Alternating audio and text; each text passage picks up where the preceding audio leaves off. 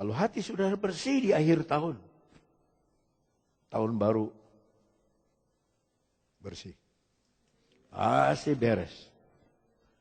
Maka kalau hati kita akhir ini, malam ini, belum beres sama sesama, belum beres sama orang yang mau binasa, yang kita anggap salah, yang kita anggap berdosa, belum beres.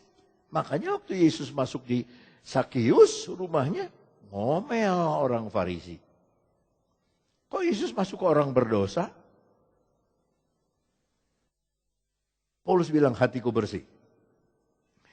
Karena itu jaga dirimu dan jaga seluruh kawanan. Karena kamulah yang ditetapkan Roh Kudus menjadi penilik untuk menggembalakan jemaat Allah yang diperolehnya dengan darah anaknya sendiri. Kenapa di hati saya itu saudara? Mungkin saya tidak hafal nama, tapi hafal muka. Tidak bisa ketemu hampir tiap minggu, saya kan sudah bilang harus rela banyak ditinggalin setelah saya banyak kedudukan ini begini. Harus rela banyak. Tadi kawan saya telepon, perempuan dari Bandung, kawan lama. Telepon, lama sekali dia telepon. Keadaan gereja. Dia bilang saya mau mengundurkan diri nih. Sekarang ini bukan habitat saya begini. Jangan, kasihan jemaat. Kasihan jemaat, maksudnya jemaat se-Indonesia, kasihan.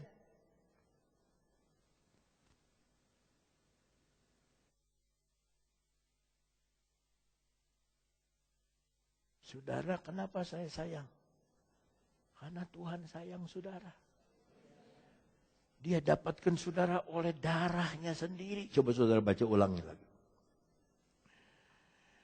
Karena menjadi penilik untuk menggembalakan jemaat Allah yang diperolehnya dengan darah anaknya sendiri.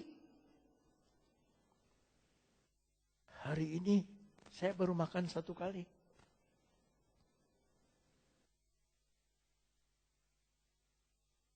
Dan tidak banyak. Saya hanya minta satu, Tuhan jangan sampai saya lapar.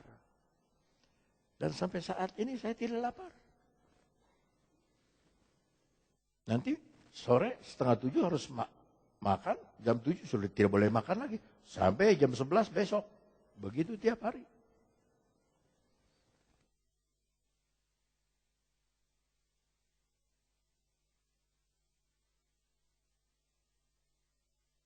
Terima kasih yang suka kirim makanan, yang suka kirim sop ikan, terima kasih.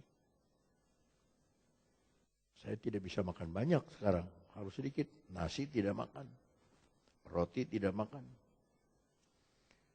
keju yang manis-manis tidak makan. Berat badan saya sudah turun 2 kilo.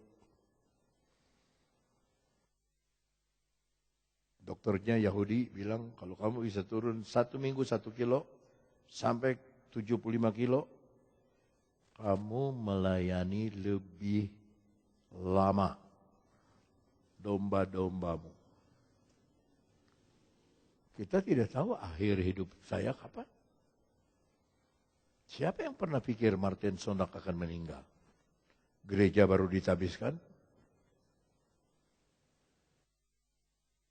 Ada satu Cianjur saya bantu 10 juta karena gerejanya mau ditabiskan.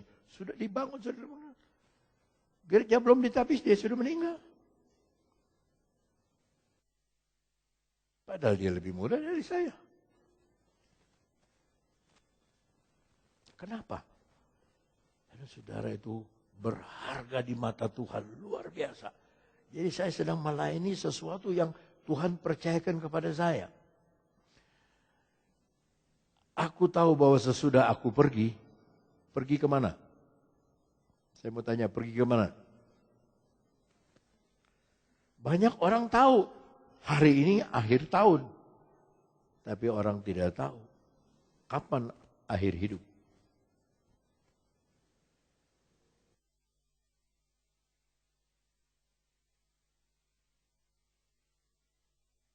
Kita anggap yang sudah tua itu pasti cepat mati. Enggak, sekarang.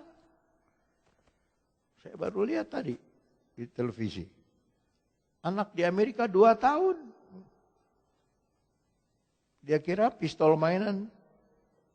Dia tembak-tembakin. Mamanya meninggal. Kalau mama baru punya anak 2 tahun, berarti mamanya masih muda.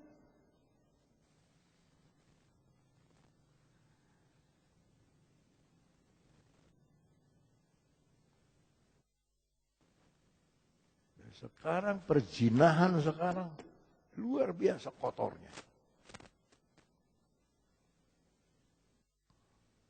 Dan meracuni banyak anak muda. Banyak anak muda. Sehingga anak muda itu bukan dia pertahankan statusnya di hadapan Tuhan. Hidup kudus. Tapi status di Facebook. Sekarang ada satu gadis yang tidak salah, tidak apa. Dia taruh fotonya di Facebook. Tahu-tahu keluar fotonya menghina SBY. Menjelek-jelekin SBY. Syukur itu yang meninggal di pesawat.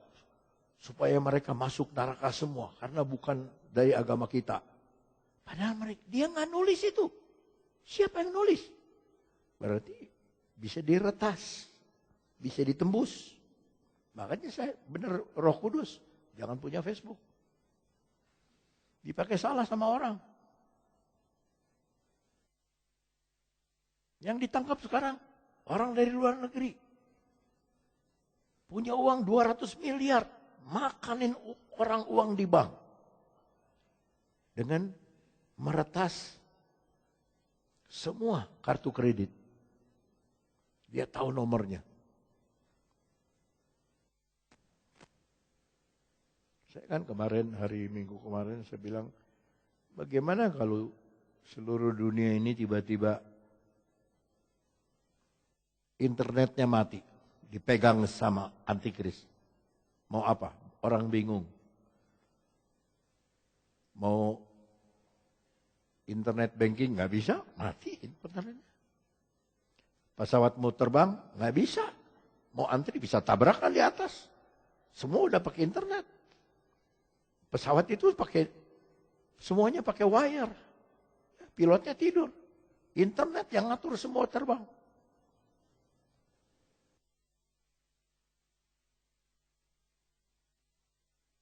Kita mikirin bisnis, kita mikirin berkat, kita mikirin semua, tapi kita nggak pernah mikir akhir hidup. Orang dunia sudah bilang sekarang, coba anak muda, malaman tahun baru, jangan rame-rame pesta. Punya perasaan dong, orang lagi kecelakaan, jangan rame-rame pesta. Orang dunia loh. Maka sudah seyogyanya kita anak Tuhan, pada malam tahun baru ini, lipat lutut saja sama Tuhan, bersyukur, berdoa, terima kasih untuk tahun yang sudah Dia pelihara kita. Dan saudara dengan iman berkata, terima kasih untuk tahun 2015. Apapun yang terjadi, saya tetap yakin Tuhan, Yesus yang saya percaya, yang saya gantungkan, saya punya iman, akan memelihara saya. Amin. Nah, di dalam ayatnya 29, aku tahu bahwa sesudah aku pergi, serigala-serigala yang ganas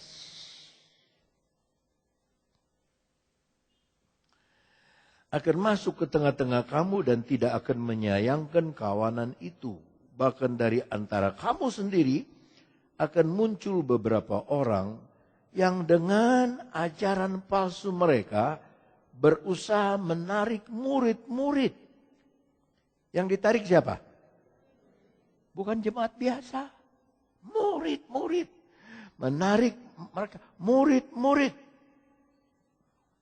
Dari jalan yang benar. Supaya mengikuti mereka. Sudah lihat ke depan. Menarik murid. Mengikuti jalan yang benar. Jalan yang benar kan Yesus. Jalan yang Yesus itu ditarik. Supaya mengikuti jalan mereka. Mereka itu siapa? Manusia. Jalan manusia. Ketika kita sebagai orang Kristen sudah tidak pakai jalan Tuhan lagi. Sudah tidak pakai cara Tuhan lagi. Tetapi pakai cara manusia, saudara sudah keliru. Kalau istri mulai ngatur suami, itu saudara sudah melanggar firman Tuhan. Sebab firman Allah berkata, hei istri, tunduk sama suami. Bukan suami harus tunduk sama istri. Tidak begitu bunyinya. Tapi kalau istri belum apa-apa, sudah mau ngatur sama suami. Suami harus begini, harus begini, harus begini, harus begini.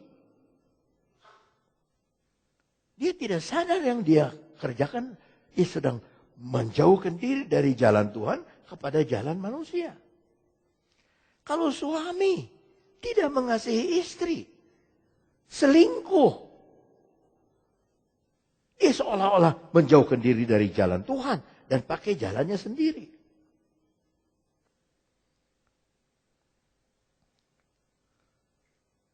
Saya punya iPad, istri saya fotonya sendiri. Nggak kayak orang lain. Di laptopnya ngumpulin foto orang lain, foto istri orang. Bukan begitu cara kekristenan. Makanya saudara jangan ingat akhir tahun aja. Ingat loh, ada akhir hidup.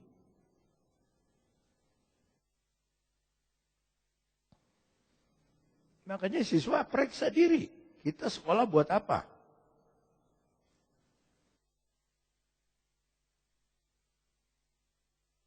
Lalu datang ayat 31. Sebab itu berjaga-jagalah dan ingatlah bahwa aku berapa lama? 3 tahun lamanya. Haleluya, puji Tuhan. 3 tahun lamanya. Kapan? Siang malam. Siang mengajar sampai malam. Malam sebelum tidur dia doakan jemaat. Besok dia bangun, dia berdoa lagi. Dia ngajar lagi. Siang 3 tahun. 3 kali 365 hari. Siang malam. Kita masih seminggu 2 kali, seminggu 3 kali. Paulus siang malam. Siswa-siswi bicara. Sekarang siang kamu belajar. Saya mau tanya, malam kamu apa? Belajar nggak? Yang diajar hari siang. Siang, waktu senang. Waktu sukses. Waktu anak-anak baik. Waktu semua sehat. Malam, waktu susah. Waktu aniaya. Waktu air mata. Waktu menangis. Waktu ketakutan. Waktu kegentaran. Senang, siang, lagi senang, lagi nanjung, semuanya berkat, cerah matahari. Tapi ada kalanya waktu gawat, lagi darurat, lagi tanah longsor. Saya ngeri tinggal di Jakarta. Sebab menurut penyelidikan, pantai utara Jakarta sudah turun 1,60 meter.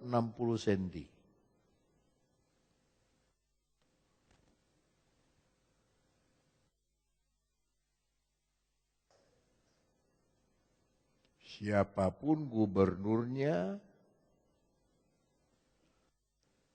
kalau di puncak orang bikin rumah terus,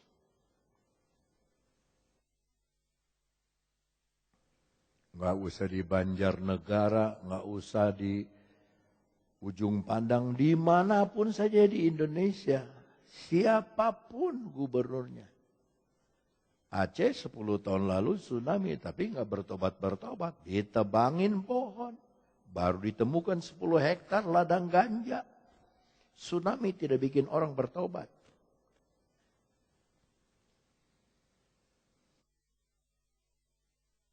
Siang malam, berikut lebih jauh. Dengan apa? Tiada berhenti-hentinya menasehati kamu masing-masing. Dengan mencucurkan air mata. Mungkin saudara tidak lihat saya punya air mata. Tapi saudara akan rasa bahwa saya menangis. Mencucurkan air mata siang malam, memberi nasihat. Saya mau tanya saudara, harap dijawab. Pernah saya khotbah sama di sini? Pernah saya khotbah sama?